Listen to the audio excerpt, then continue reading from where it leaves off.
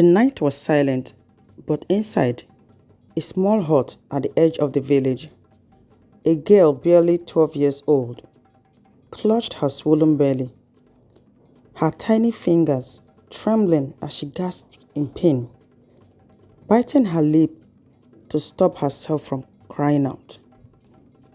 Outside, the village women murmured in low voices.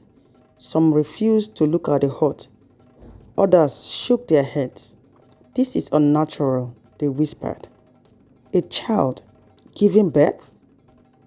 The elders had warned her mother. The spirits had sent signs, but no one had listened.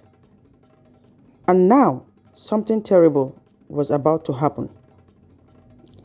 Komola was a peaceful village, nestled between rolling hills and vast golden fields. The people lived by tradition, honoring the ancestors and the spirits of the land. But tradition was also their silence. Amongst them was Zobira, a girl full of laughter and life. She ran barefoot with other children, her face always bright with mischief. But one day, her world changed. It started with whispers, hushed voices between the village women. Then the whispers turned into stares. By the time Mama Raleigh noticed, it was too late. Zobira's belly had begun to swell. The village women said it was a curse. Some believed she had eaten forbidden fruit from the sacred tree. Others feared she had angered the spirits. But when Mama Raleigh pressed her daughter for answers, Zobira's voice trembled. "There was a man," she whispered. "I didn't want to." Her mother staggered back, the truth sinking into her bones like cold water. This was not the work of spirits. This was the cruelty of men. Mama Raleigh took her daughter to the village elders.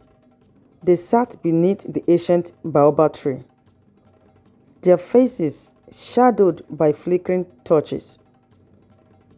Babadumo, the eldest amongst them, stroked his wet beard and spoke. "She is with child, and life must be honored."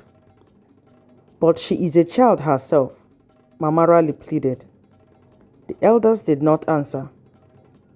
In Kumola, there were no words for justice in such matters. A girl who bore a child, no matter how, was expected to become a mother. Mama Raleigh clenched her fist, but she had no power. The only thing left was to prepare for the birth. The air was thick with the scent of rain. The wind howled through the trees. Zobira lay on a mat, her small body drenched in sweat. Inside the hut, the midwives whispered to the ancestors. Their hands moved swiftly, placing warm cloth on Zobira's forehead, rubbing her swollen belly, praying to the spirits to spare her. But something was wrong. "The baby is not coming," one of them murmured. Zobira was too small. Outside, the village waited. The old women shook their heads. The men whispered to each other. "This is a punishment from the gods," someone said. "No," the other woman replied. "This is not the work of gods. This is the work of men."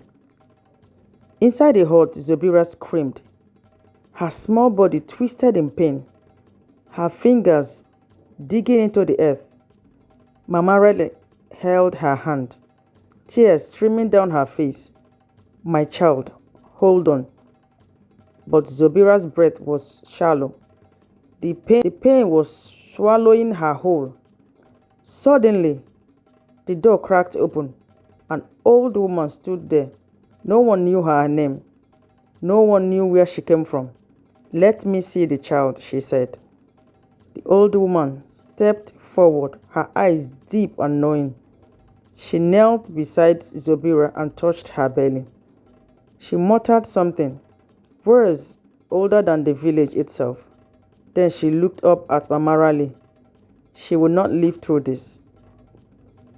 The hut fell into silence. The midwives looked at one another. Mama Raleigh's hands trembled. "You must do something." The old woman shook her head. "I cannot change what is already written." Zobira's breath slowed. Her grip on her mother's hand weakened. Then, in one final, strained breath, she whispered, "Mama, I am scared." And then silence. The baby never cried. Mama Raleigh stepped out of the hut, her face wet with tears. "She is gone." The village froze. The women clutched their chests. The men looked away. For years, they had stayed silent. For years, they had ignored the suffering of their daughters. But now, silence had a price. The elders called a meeting. The women spoke. The mothers wept. The men lowered their heads. That day, Komola changed. They swore no girl in the village would suffer like Zobira again. The old ways were questioned. The laws were rewritten. The men who had taken advantage of girls in silence were no longer protected by tradition. From that moment on, the whispers of the ancestors carried a new warning.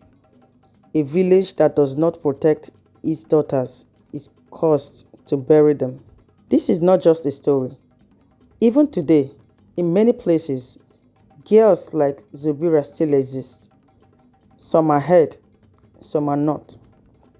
But a village that protects its daughters is a village that will never have to bury them too soon.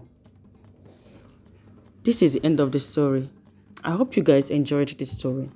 What lessons did you learn from this story? If this story resonates with you in any way or form, please do well to subscribe to this channel for more interesting stories like this. Turn on the post notification buttons so that you'll be notified every time I post a new video. Let me know what your thoughts are down in the comment section. Also, please give this video a thumbs up. Click on the like button to like this video. Share this video with your friends and your family. Bye for now. I'll see you in my next video.